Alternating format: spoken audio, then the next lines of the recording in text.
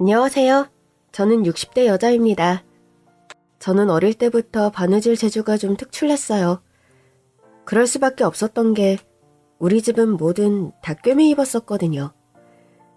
양말에 구멍이 나도 그냥 버리는 법이 없었어요. 속옷이나 겉옷도 마찬가지였죠.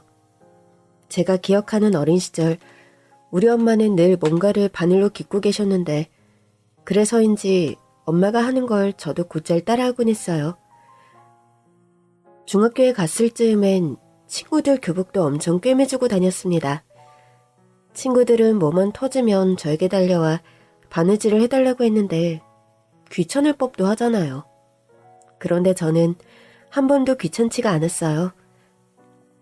오히려 없는 형편에도 실과 바늘은 꼭 챙겨 다녔죠. 친구들 교복 깁느라 실이 사라져도 아깝지가 않았어요. 오히려 학교를 그 재미로 다니는 애처럼 다녔으니까요. 그렇게 20살이 됐을 때 잘할 줄 아는 거로 먹고 살고 싶었어요. 그게 바느질이잖아요. 그러다 들어간 곳이 한복집이었습니다. 젊은 아가씨가 바느질을 잘한다고?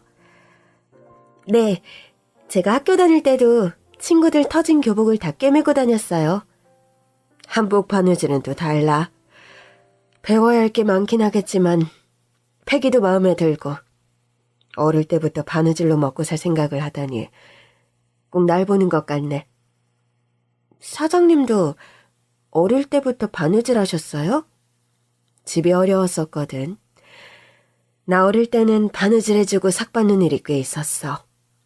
돈 벌려고 시작한 거지. 여자들이 할 수 있는 일도 많지 않았고. 근데 지금은 시대가 좀 다르잖아? 괜찮겠어? 고졸이어도 사무실로 출근하는 일도 할 수 있잖아.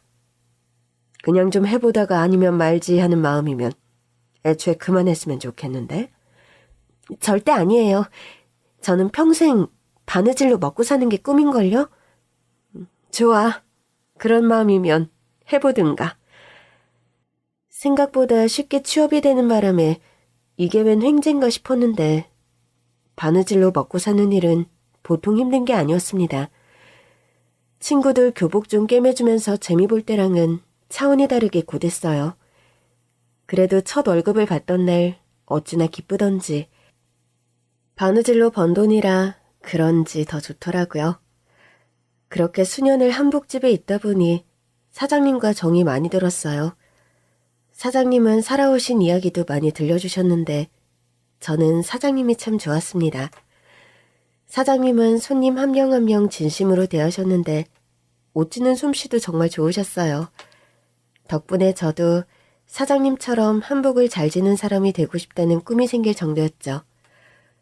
그러던 어느 날이었습니다. 엄마, 저녁 드셨어요?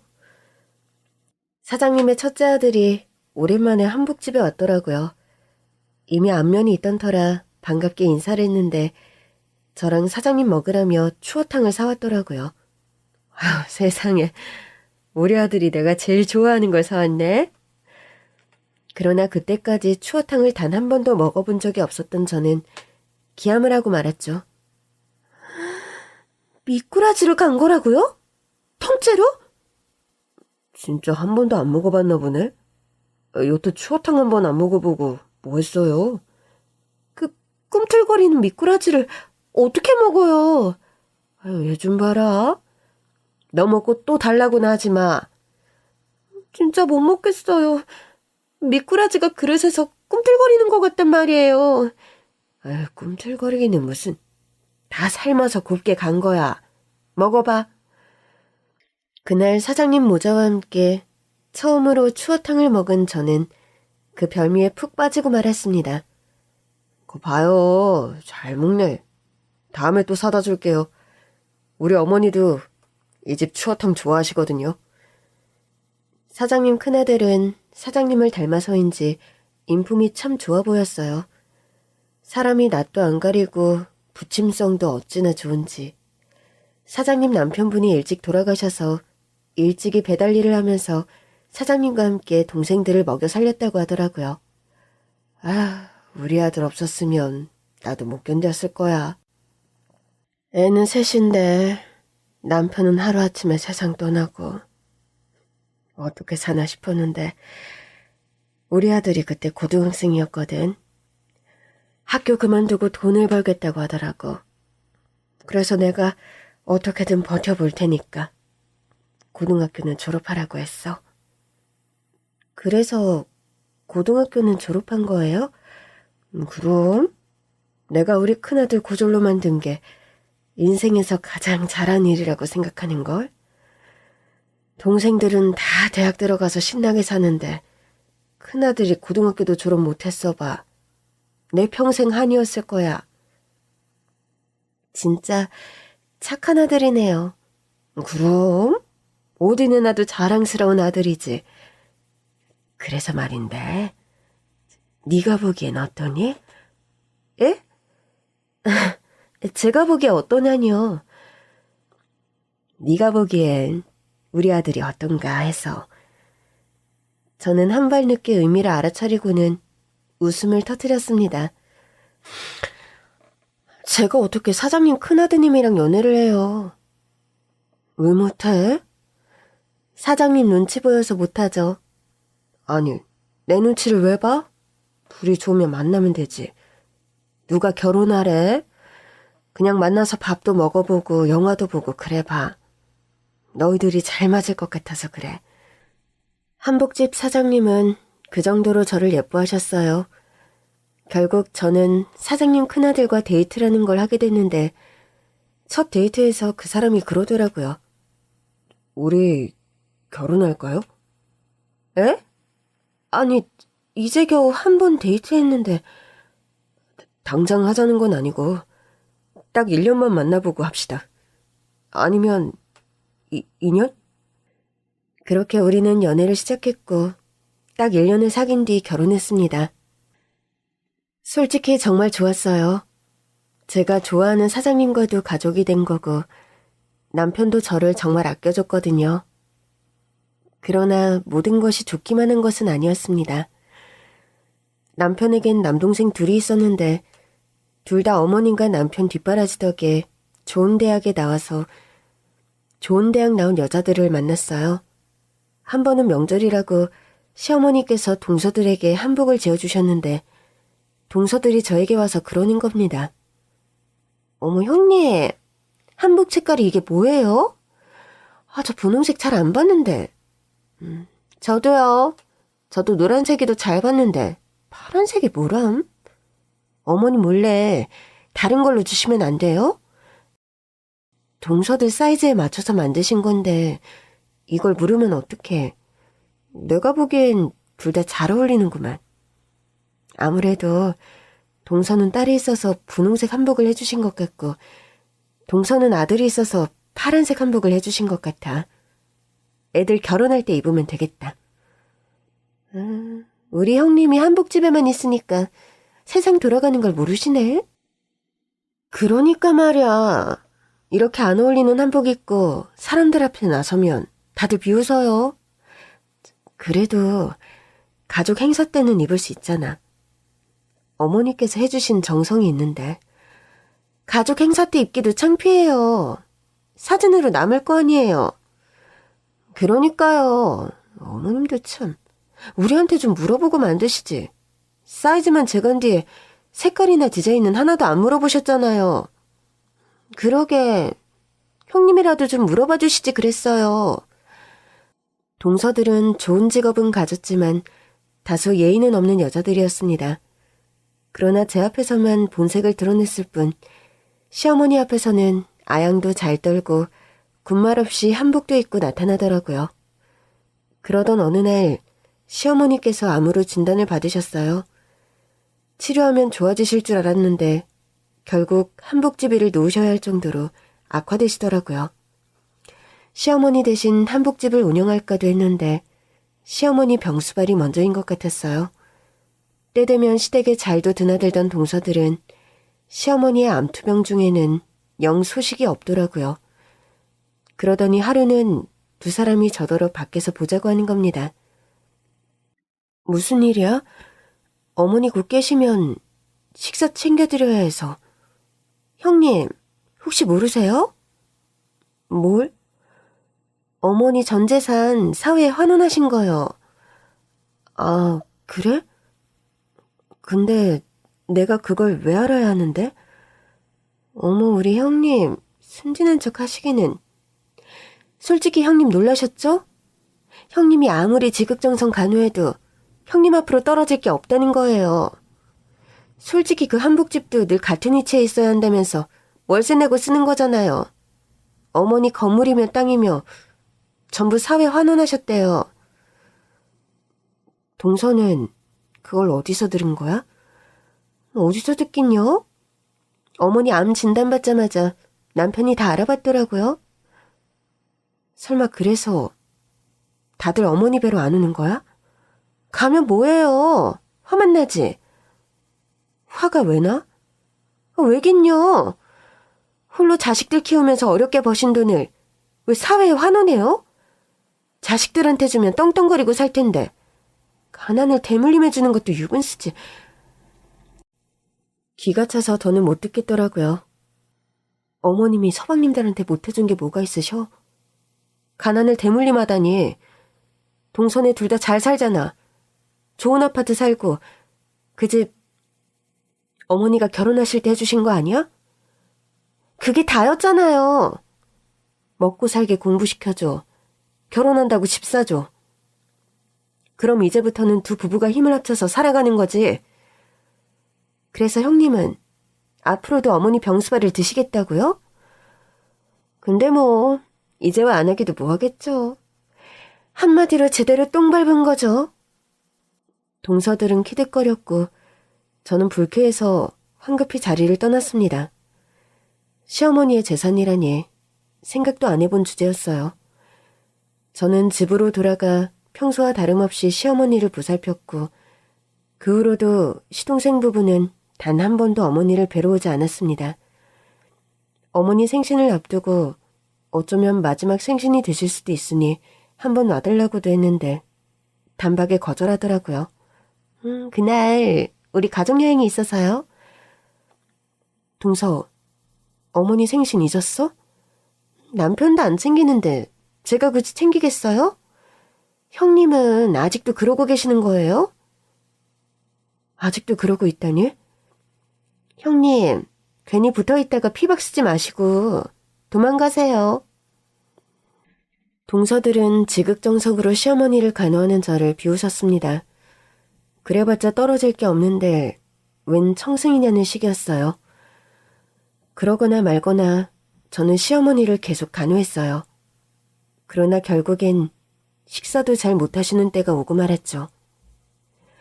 하루는 시어머니께서 저에게 고운 한복이 담긴 보따리를 내어주시더라고요.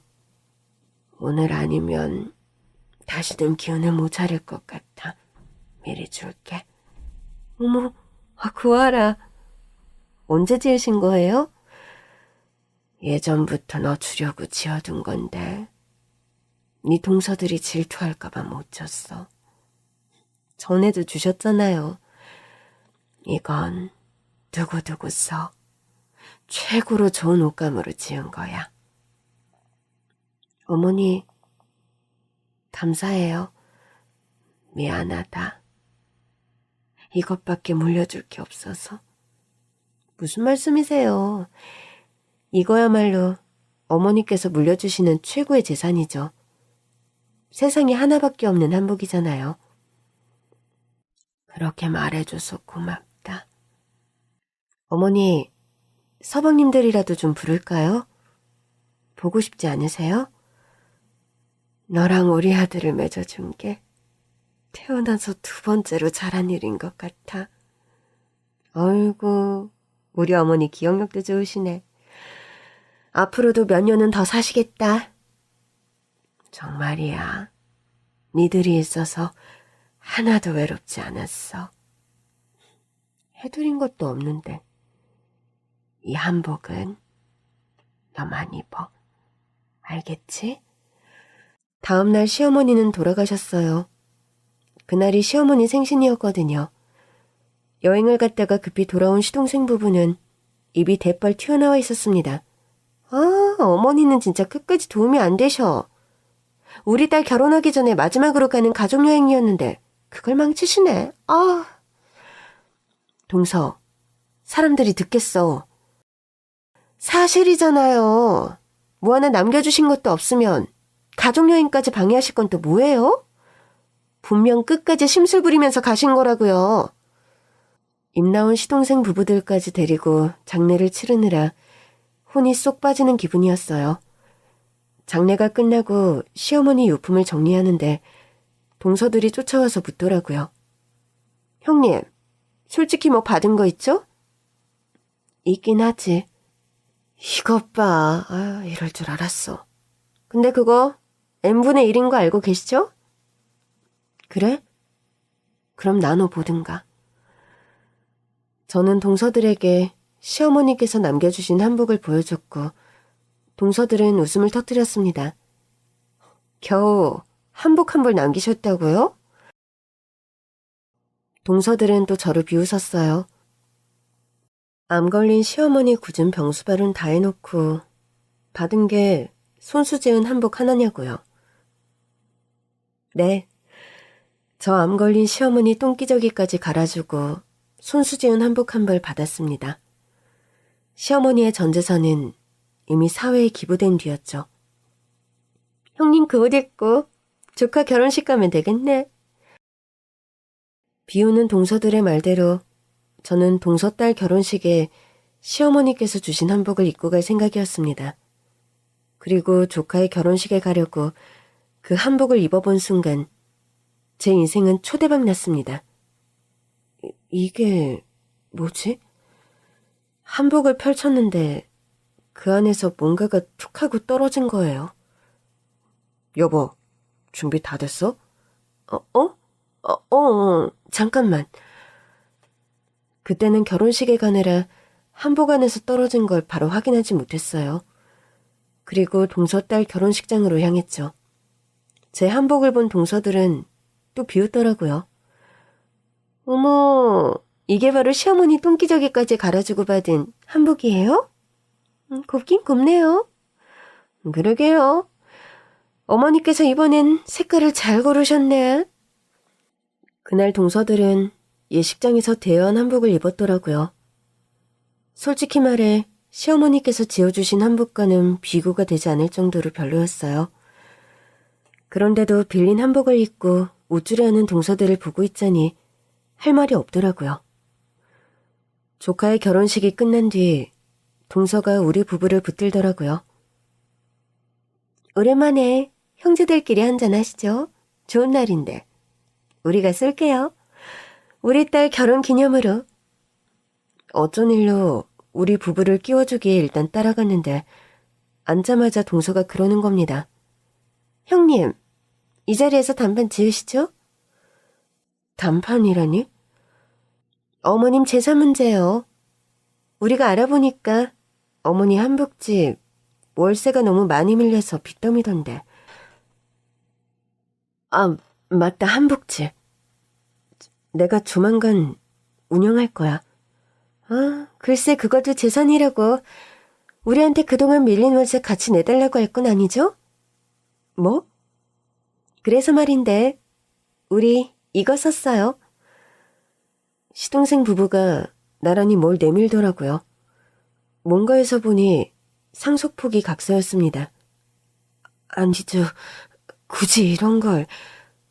형님, 깔끔하게 하자고요. 우리는 받을 것도 갚을 것도 없는 거예요. 알겠죠? 누가 동서들 보고 한복집 세뇌래? 그래도 상속 포기 안 하면 결국 한복집도 우리 몫인데. 솔직히 그 한복집 빼봤자 지금껏 밀린 월세 내고 나면 남는 보증금도 없을 거 아니에요. 그러니까 형님이 내시고 형님이 가지세요. 애초에 그러려고 했어. 그러니까 상속 포기 각서까지는 필요 없어. 그냥 받으세요. 우리 마음 편하려고 이러는 거니까. 그때였습니다. 지금껏 한 번도 큰 소리를 낸 적 없던 남편이 시동생 부부를 보며 화를 냈어요. 재수씨, 그리고 니들. 어머니 아프실 땐 곱빼기도 한번 안 비치더니. 뭐? 상속 포기각서? 한마디로 어머니 빚 포기각서인 거잖아. 그럼 어떡해. 엄마가 남긴 거라곤 한복집 월세 빚밖에 없는데 막말로 그 한복집에서 벌어먹고 산 건 형수잖아. 형수가 하는 게 맞지. 형은 남편이니까 같이 하는 거고. 니들 어머니한테 빚이 더 있을까봐 이러는 거 아니야? 솔직히 의심은 돼. 이미 전 재산을 사회에 환원하셨는데 병원비는 다 어떻게 한 거야? 빚져서 한 거 아니야? 우리가 다 했어. 빚 안 졌어. 그럼 됐네. 그럼 우리가 준 상속 포기각서 못 받을 것도 없잖아. 그냥 받고 깔끔하게 끝내자고.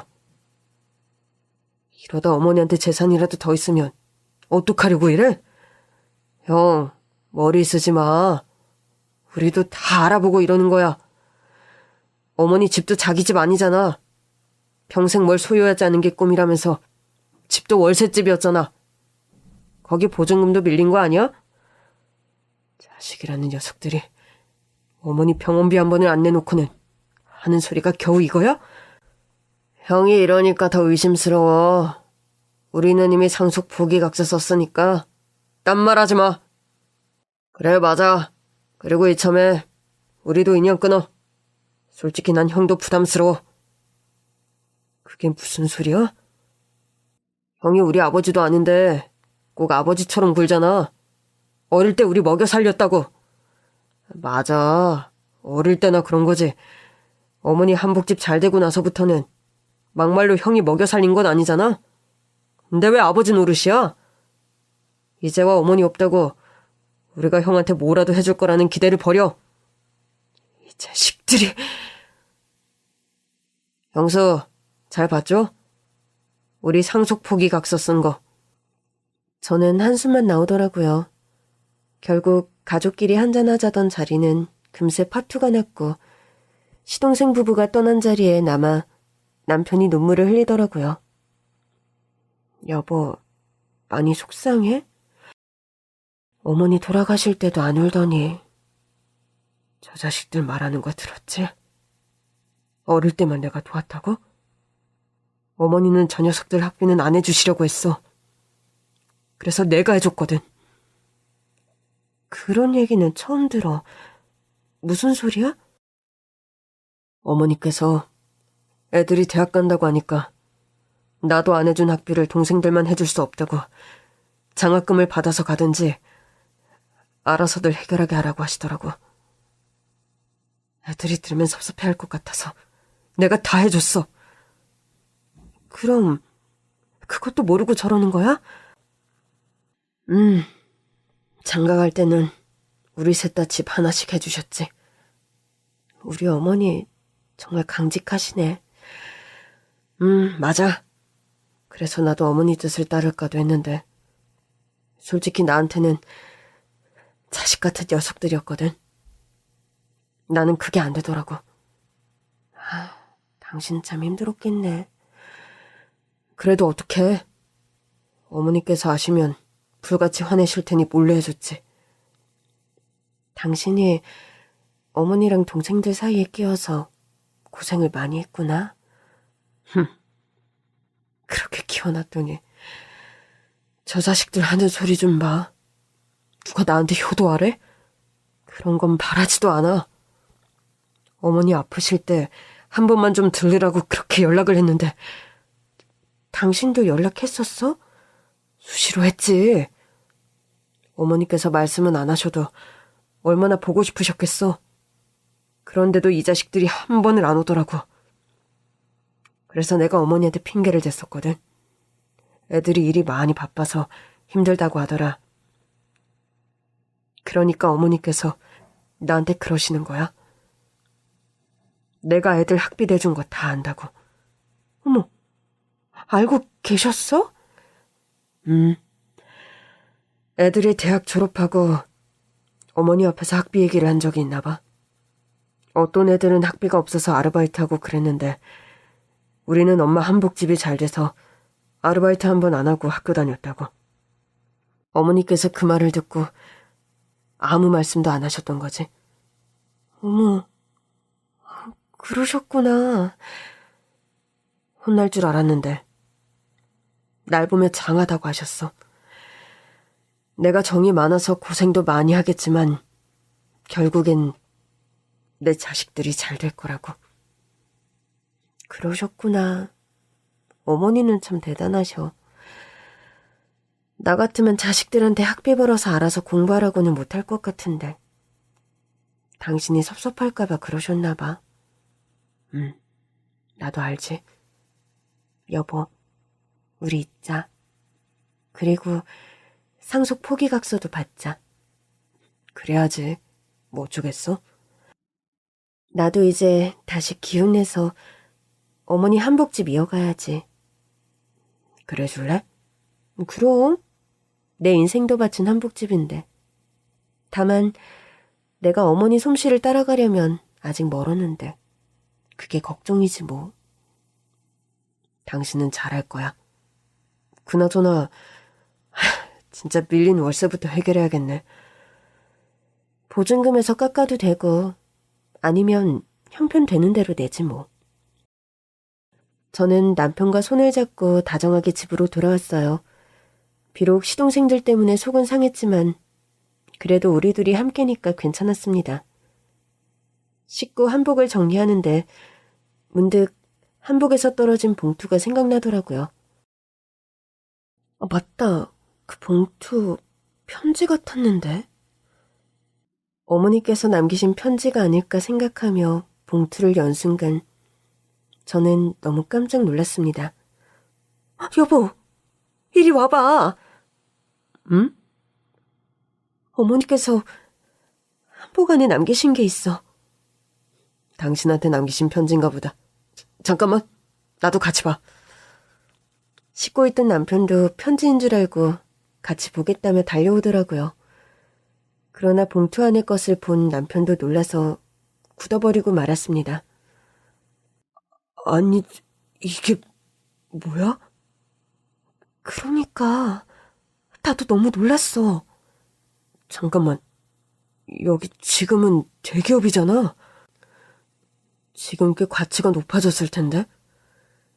시어머니께서 한복 안에 남기신 것은 오래된 주식 증권이었어요. 1970년대에 발행된 것이었는데 지금은 대기업이 된 기업의 증권이었습니다. 어머니께서 이때 이 기업을 어떻게 알고 투자하신 거지? 그러게 말이야. 이때는 주식이 얼마 안 하기도 했을 거야. 그렇지. 잠깐만. 이게 다 몇 주야? 남편은 주식을 검색해보기 시작했고 깜짝 놀라 말했습니다.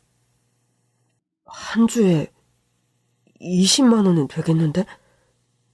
잠깐만. 그러면 이 주식 증권 가치가 20억. 어? 20억이야. 저랑 남편은 어안이 다 벙벙했습니다. 이거 어떡하지? 알려야 하는 거 아니야? 누구한테? 애들한테?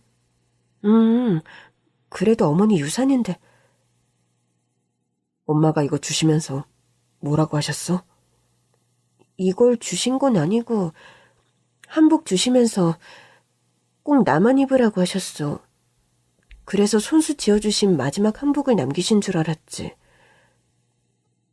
진짜 주신 건 20억 원짜리 주식증권이었네. 어머니께서 전혀 내색을 안 하셔서 진짜 몰랐어. 어떡해. 뭘 어떡해? 이건 당신 몫이지. 뭐? 이건 내 몫도 아니고 당신 몫이야. 당신한테 상속하면 돼. 그래도 당신이 있는데 내가 어떻게 그래. 서방님들은 어쩌고. 그 녀석들 상속 포기각서 썼잖아. 맞다. 그러네? 어머니 빚 있을까봐 상속 포기각서 썼던 녀석들이야. 이건 어머니께서 당신한테 남기신 거니까. 내가 받아서 당신 줄 거야. 여보. 이건 내 몫도 아니라는 뜻이야. 그러니까 나눌 것도 없어. 당신이 갖고 어머니 한복집 잘 운영해줘. 그래도 되는 걸까? 당신만 입으라고 하셨다며.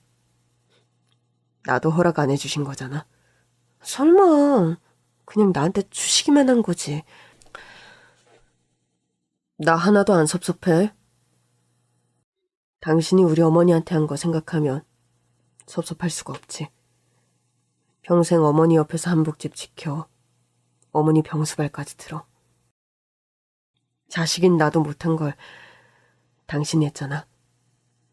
어머니도 그만큼 나한테 해주셨어. 내가 어머니한테 사랑을 얼마나 많이 받았는데. 결국 남편은 주식증권을 상속한 뒤 정말 저에게 20억을 모두 줬어요. 그렇게 몇 년이 흘렀습니다. 저랑 남편 사이에는 아들이 하나 있었는데 좀 늦게 낳았어요. 시동생 부부 애들보다 더 어렸죠. 아들이 결혼한다기에 오랜만에 동서들한테 연락했습니다.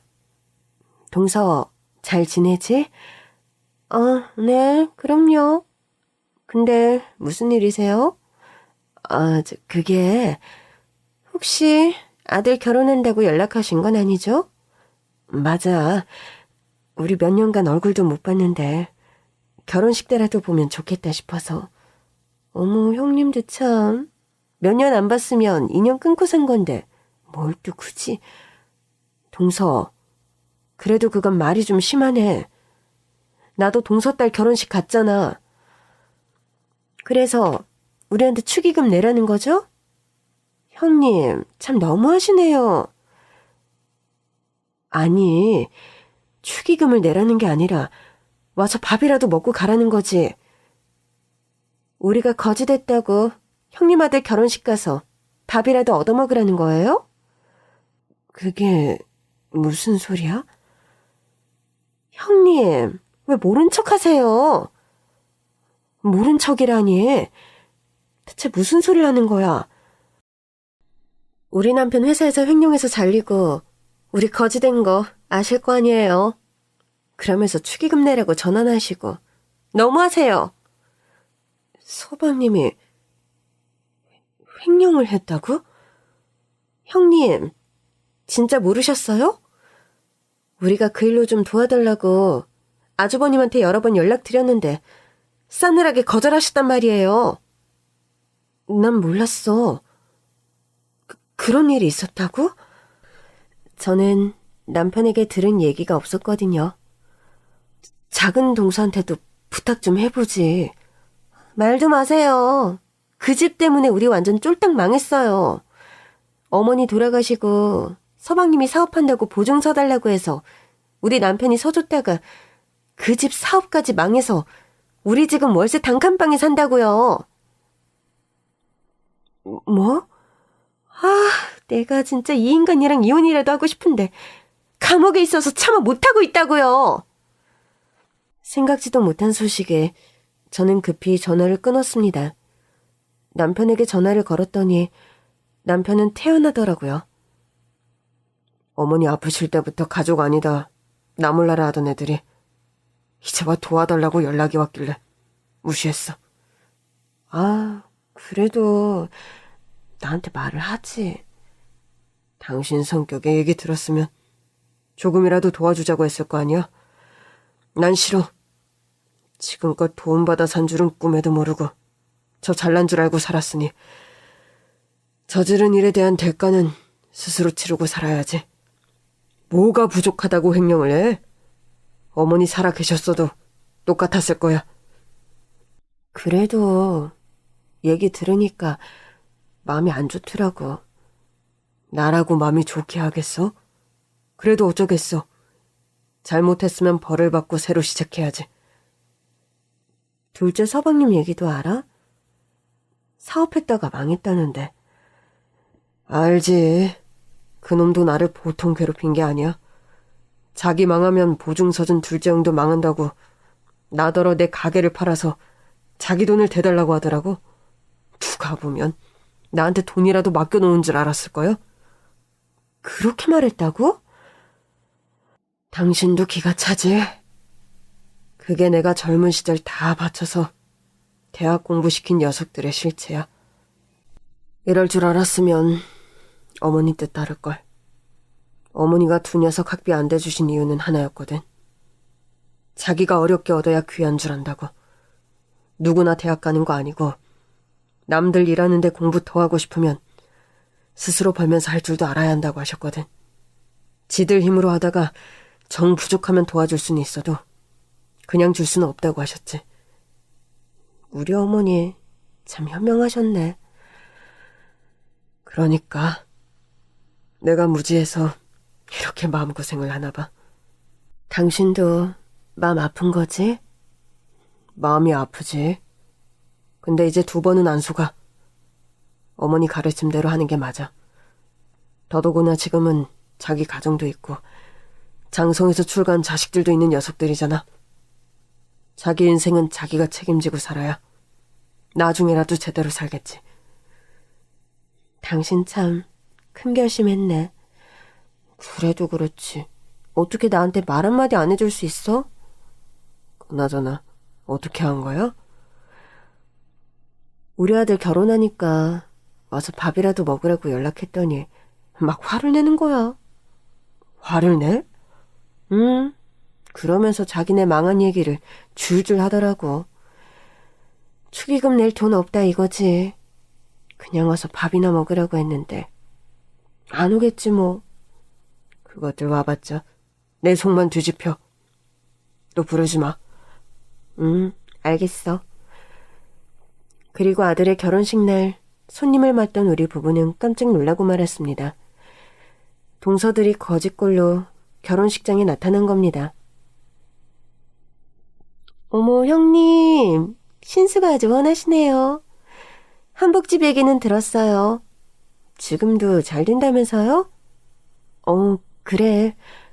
동서 잘 왔어? 맛있는 밥이라도 먹고 가. 형님, 제가 뭐 밥도 못 먹어서 여기 온 것 같아요? 하고 온 건 딱 그래 보이긴 하는데 아니라면 다행이고. 형님, 이렇게 성대하게 결혼식까지 할 정도면 우리 좀 도와줄 수 있잖아요. 우리도요. 아니지, 나한테는 왜 연락들을 안 한 건데? 그럼 생활비라도 좀 대줬겠지. 아주버님이 형님한테 연락하지 말라고 하셨단 말이에요. 형님도 똑같은 입장이라고. 맞아요. 형님한테까지 연락하면 지금 보내는 생활비 얼마도 없다고. 그래서 못했어요. 우리 남편이 생활비는 줬나 보네. 그때 딱 한 번 준 거예요. 맞아요. 우린 이제 어떻게 살아요? 일단 우리 아들 결혼식 끝나고 얘기하자. 둘 다 자리에 가서 앉아. 갑자기 들이닥친 동서들로 인해 정신은 없었지만 잘 키운 아들이 장가를 가는 건 감동적이었어요. 결혼식 후 우리는 두 동서를 데리고 집으로 갔습니다. 아파트 단지에 도착하자 동서들의 눈이 휘둥그레지더라고요. 형님, 원래 여기 안 살았잖아요. 이사 왔어? 세상에, 여기 완전 부자들만 사는 아파트인데? 다 왔다. 일단 내리자. 가는 내내 남편은 입을 꾹 다물고 있었어요. 차에서 내리자 동서들은 그제야 우리 남편의 차가 보인 모양이더라고요. 차도 완전 비싼 차네? 어머, 그러네요. 형님, 한복집이 그렇게 잘 돼요? 한복집이야. 어머니 계실 때가 더 잘 됐지. 물론 지금도 비슷한 수준이야. 그러면서 입 싹 씻는다고요? 내가 무슨 입을 씻어. 그 한복집 형님이 혼자 가졌잖아요. 월세 밀린 한복 가게는 관심 없다며. 그래도 이렇게 수입이 생겼으면 재산분배 차원에서라도 나눠줬어야죠. 동서, 해도 너무하네. 그때는 빚만 남든 말든 관심도 없더니 이제 와서 한복집을 탐내네? 탐내는 게 아니라 솔직히 사실이잖아요. 한복집이 그렇게 잘 되면 우리 목도 있는 거죠. 결국 남편은 폭발하고 말았습니다. 재수씨, 한복집이고 어머니 집이고 다 월세라고 싫다면서요. 월세 다 까먹고 보증금도 안 남았을 가게 우리더러 그냥 가지라면서요. 빚 갚아서 쓰든 말든 관심 없다고. 그때야 우리가 잘 될 줄 알았죠. 이렇게 아쉬운 처지가 될 줄 누가 알았겠어요? 그리고 아주버님, 솔직히 말해 이게 다 아주버님 동생들 때문에 이렇게 된 거잖아요. 우리가 무슨 잘못이에요? 아주버님 동생들이 잘못했으니까 우리한테 책임감을 가지셔야죠. 대체 두 분은 왜 일을 관둔 겁니까? 뭐? 동서들 일을 관뒀어? 아니, 남편이 사업한다고 이제 저 일 안 해도 된다고 했단 말이에요. 나도요. 남편이 횡령하는 줄도 모르고 자기 월급 많아졌다면서 나한테 이제부터는 놀면서 살라고 했다고요. 그래서 지금도 아무 일도 안 한다고? 일하고 있었으면 이렇게 거짓골로 있지도 않겠죠. 이제 와서 일한다고 해봐야 경력 단절에 다들 은퇴할 나이인데 저 이제 어떻게 살아요? 형님, 그러지 말고 우리 한복가게에서 일하면 안 돼요? 한복가게 월세 반의 반만 월급으로 주셔도 돼요. 뭐? 저는 동서가 말한 거에 절반이요. 아르바이트라도 하게 해주세요. 단칸방 월세는 내야 할 거 아니에요. 그렇다면 동서들한테 줄 월급이 없네. 형님, 이렇게 매정하게 나오신다고요? 진짜 너무하세요. 예전에는 이런 분 아니셨잖아요. 시어머니 똥기저귀까지 치우시던 분이? 그래요. 그 심정으로 우리 좀 돌봐주면 어디가 덧나요? 적어도 우리가 어머님처럼 똥싼기저귀 치워달라는 건 아니잖아요. 둘 다 듣자 하니까 말이 심하네. 어머니가 똥기저귀를 쓰고 싶어서 쓰셨어? 나중에는 아예 거동을 못하실 정도로 아프셔서 그랬던 거 아니야? 형님 잘못이라는 게 아니라요. 어머니도 너무하셨다 이거죠. 그냥 간병인 쓰시면 될걸. 왜 전 재산을 사회에 환원하셔서. 맞아요. 결국 화근은 어머니예요. 어머니가 우리한테 재산만 상속해 주셨어 봐요. 우리가 이렇게 거짓골이 됐겠느냐고요. 맞아요. 우리 남편도 횡령 안 했을걸요? 다들 그만해요. 단지 두꺼워도 정도가 있지. 지금 우리 어머니를 모욕하는 겁니까? 아주버니, 솔직히 두 분 사시는 거 보니까 짜증나서 그래요. 이렇게 잘 살고 있었으면서 어떻게 우리한테는 생활비 한 번 딱 주고 말아요? 그때 재수 씨가 그랬죠? 딱 한 달치 생활비만 주면 나가서 무슨 일이라도 해서 먹고 살 거라고. 한 번만 도와달라고. 그래서 준 거잖아요. 그때 드린 돈이 적지도 않았어요. 말이 한 달치 생활비지. 월세까지 포함하면 석 달치는 줬을 겁니다. 아니 뭐 그게 잘못됐다는 게 아니라 그럼 석 달 뒤에 우리가 어떻게 사는지는 좀 더 보시고 추가 지원을 결정하셔야 하지 않았나 싶은 거죠. 내가 무슨 자선사업가입니까? 자선사업가면 이보다는 더 해주셨겠죠. 맞아요. 그리고 우리는 가족이잖아요. 자선사업가보다는 더 넉넉하게 해주셔야 하는 거 아니에요? 동서들은 파렴치하다 싶을 정도로 뻔뻔했고 결국 남편은 집을 나가버렸어요. 도저히 못 보겠는 모양이더라고요. 저는 두 동서를 앞에 앉혀놓고 말했습니다. 내가 우리 한복집 월세의 반이든 반의 반이든 월급을 못 준다고 한 건 우리 한복집이 월세가 아니라서야. 네? 그럼요? 내가 그 건물을 샀거든. 그 정도로 한복집이 잘 됐어요? 건물 살 정도로? 그럼 저희 좀 일하게 해주세요. 이제라도 어머니 유산 분배해준다는 심정으로 해주시면 되잖아요. 한복집 일이 쉬운 줄 알아? 안 쉬워도 남 밑에 사는 것보단 나을 거 아니에요.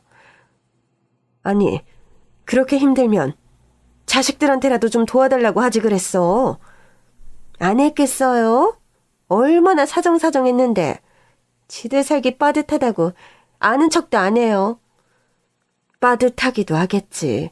젊은 애들인데. 내가 지들을 어떻게 키웠는데. 동서, 자식이 괘씸해도 그런 부탁을 하게 된 걸 미안해해야지. 두 부부가 사고친 걸 자식들이 어떻게 다 해결을 해주겠어? 이제 막 돈 모아서 자기 가족 꾸린 애들인데. 그래도 우리가 전세 아파트는 해줬단 말이에요. 그거 전세 좀 뺏어달라고 했더니 정색하면서 그럼 지들은 어디 사느냐고 하더라니까요. 우리 애도 말도 마요. 지들 사는 집 담보 잡아서 대출 좀 받아달라고 하니까 내 전화번호를 차단했더라고요. 그냥 확 호적에서 파버린다고 했더니 차라리 그래달라고 하대요. 그 빚 우리가 다 못 갚으면 자기네가 갚아야 하는 거 아니냐면서. 잠깐 있어봐요. 둘째 동서가 휴대폰 사진첩을 열어서 보여주더라고요. 이거 보이시죠? 글쎄 저한테 상속 포기각서를 써주더라니까요. 자기는 우리 재산이고 빚이고 아무것도 안 물려받겠다고 아주 손절을 하더라고요. 손절? 그게 뭐야? 연을 끊었다 이거죠. 뭐 이런 자식들이 다 있어요? 부모가 지들을 어떻게 키우는데 부모가 좀 빚이 있어도 좀 갚아줄 수도 있지. 그러니까 말이야. 누가 뭐 다 갚아달랬나? 그냥 내가 해준 것 좀 돌려달라고 한 거잖아. 자식 다 필요 없다니까. 두 동서의 대화를 듣고 있자니 저 하늘에서 보고 계실 어머니 생각이 더 절실했어요. 어머니께서도 딱 이 생각하셨겠다. 어떻게 키운 자식인데 아픈데도 보러 오지도 않고 시한부라고 하니까 바로 엄마 재산부터 알아보고 전 재산 사회에 환원했다고 손절했잖아. 아니 그건 우리 남편이 그렇게 한 거죠. 제가 뭐 어머니 자식이었나? 맞아요. 우린 그냥 남편 뜻을 따른 거라고요. 그래서 자기들은 며느리는 안 미워? 사위는? 미워 죽겠어요. 아주 꼴도 보기 싫다니까요. 보나마나 뻔해요. 사위놈이 우리 딸을 꼬드긴 거라고요. 엄마 일에 절대 개입하지 말라고. 당연하죠. 우리 며느리도 그랬을걸요? 내가 해봐서 아는데. 그 순간 둘째 동서가 아차 싶은지 제 눈치를 보더라고요.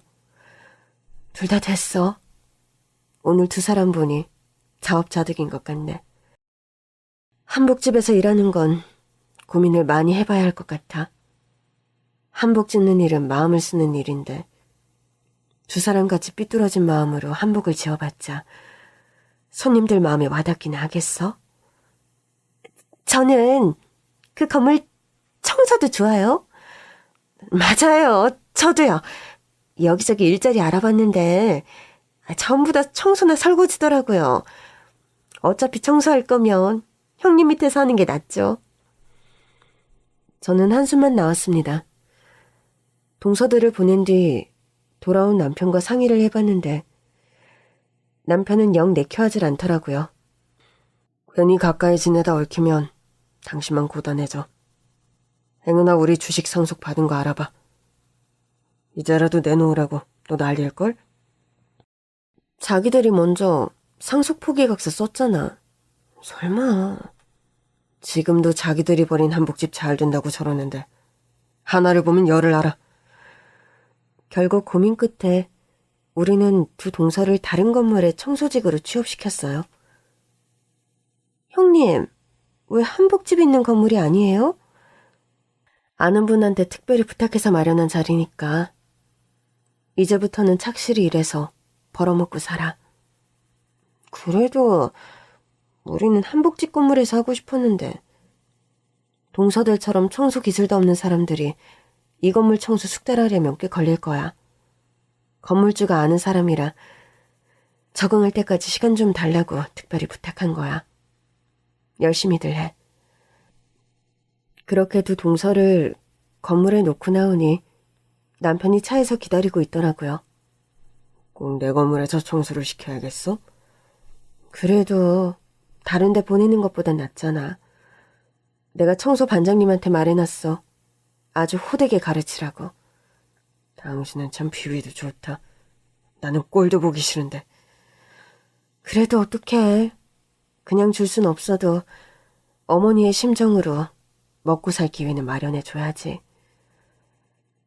그간 우리는 시어머니께서 남기신 20억으로 건물도 사고 투자도 하고 했어요. 물론 남편은 저에게 상속해 주었지만 저는 그 안에 남의 몫도 있다고 생각했거든요. 아마도 시어머니께서 남편이 동생들 학비를 다 대준 것도 보상해 주신 것이 아닌가 싶어요. 그래서 우리는 건물도 몇 채 생겼고 그중에는 남편 명의로 된 것도 제 명의로 된 것도 있었어요. 사실 저는 한복집 건물만으로도 충분했는데 우리 남편이 투자에 재능이 있더라고요. 어머니 덕에 남편 덕에 저는 돈 걱정 없이 살게 됐죠. 그러나 우리 부부도 어머니의 신조를 따라 살아가고 있습니다. 아들이 결혼할 때도 그랬어요. 엄마, 우리 결혼할 때 집값은 좀 보태주실 수 있어요? 얼마나 필요한데? 우리 둘이 열심히 모으긴 했는데 좀 부족해서요. 그래, 그러자. 아들 결혼인데 선물은 하나 해줘야지. 근데 아들, 너 아직 나한테 갚을 것도 있는 거 알지? 알아요.